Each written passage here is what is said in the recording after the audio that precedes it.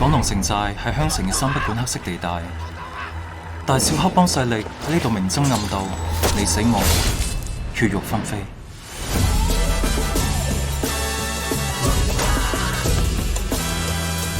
名牌大學生，金牌編劇，一流影帝，我條新靚驚唔驚啊？我唔做黑社會啦。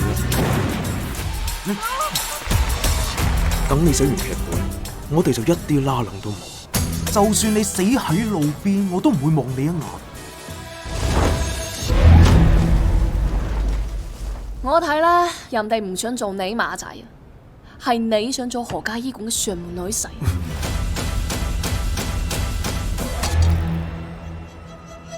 呢個無惡不作嘅黑社會，救咗我2次，我還咗2次，應該已經還清啦啩？家姐，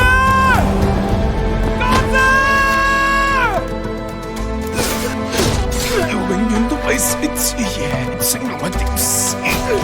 講清楚啊！龍人要做驍騎堂嘅大佬，你邊個都救唔到，只會令嗰啲相信你嘅人死得更加快。我唔想見到你咁樣，更加唔想見到你受傷。